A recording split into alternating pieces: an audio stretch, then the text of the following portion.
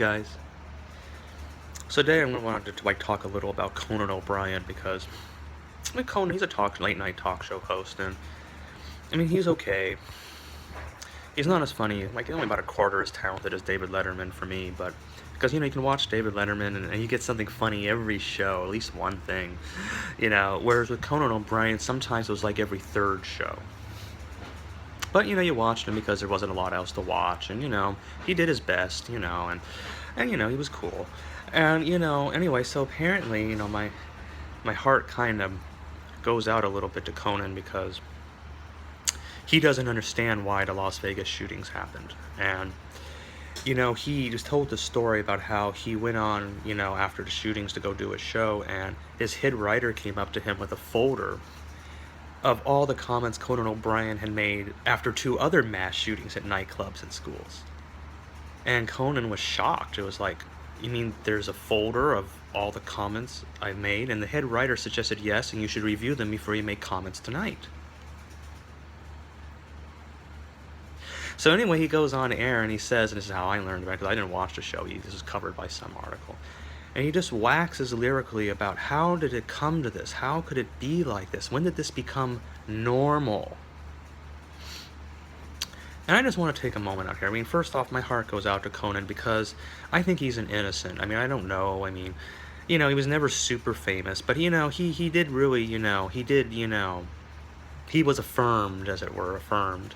And while his comedy wasn't that innovative, I think he was operating at the top of his capacity. And there's really not much more you can ask of any person, really. So, I was just saying that, Conan, wake up and smell the roses, man. Just look around you, okay? You've lived a very, now you live a sheltered life. You're protected and you're shuttled around and you're cooed after everyone's decided you're okay, but that's not real life. That's just one aspect of life, okay? And unless, you again, when we come back to my saying, I'm repeating these ideas over and over again because they say repetition is the key to human understanding. And while I've never totally gotten that myself, I'm willing to accept it, and so I'll repeat these ideas. And basically what I'm saying is that Conan, your own head writer, came out to you and enlisted you in social damage control. In other words, they're protecting the show because they don't want you to say anything that's going to, cause thunder. And at the same time, they're prepping you so you don't embarrass yourself. And at the same time, they're making sure that everyone is on the same page about this. So in other words, they're not saying, oh my God, they're not in shock, okay? They're ready. They've accepted that they're going to be shootings, Conan. It's clear. How more could you, what set him off, said one newspaper article. Well, isn't that sort of strange? It sort of implies we're all just ticking time bombs waiting to go off. What set him off? What set him off? Once you're using that language, you're already part of an evil society, okay? Once you're wondering what set a completely normal person off, it's like you're saying that everyone's about to be set off. See? Because that's what they said in one news article. Police are reviewing Stephen Paddock's financial records to see if they can determine what set him off. And I just love that, because in that little phrase is the total and complete confirmation of the fact that you guys live in a society of evil. Because if you're expecting people to blow, that means something's wrong. Okay, but you're not acknowledging something's wrong. Instead, you're trying to get your ducks in a row so that we can all think the same thing and make sure that we don't actually grapple with the fact that something's wrong. It's called denial. It's classic. But it's sort of funny because during World War II, they weren't in denial. At least they were for a little while, but then they bombed Pearl Harbor and they woke up and did something. But I can't say the same for you guys. So, I'm really trying hard. You guys, you can call me psycho. You can say I'm evil.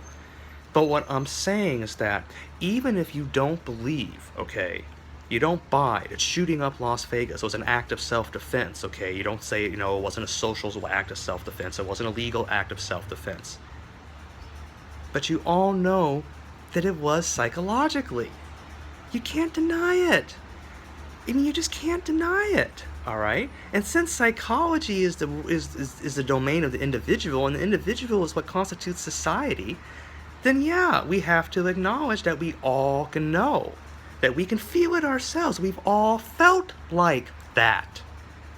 But we don't do anything about it, and Stephen did. See? It was a message. It's a wake-up call. I don't know what he was thinking. I know nothing about him. But for us, it has to be a wake-up call, or we're just saying it's all right. I mean, you can go ahead, you can limit more guns, you can take away more freedoms, but in truth, the Founding Fathers gave us those guns to protect us from a tyrannical society, and this is a tyrannical society, okay? It's just no question about it, all right? There's no way that you can escape that fact. If you force people to work a job on pain of starvation and homelessness, it is not free, okay? It might be less free or more free, but it's not free, okay? And you can never ever say it is. Not ever. If you can't give human beings any other way to exist other than being a widget or an economic unit, then your society is never going to acknowledge that there's any point to be free, and there's going to be nothing to have free speech about. And you're trying as hard as you can to make it that way.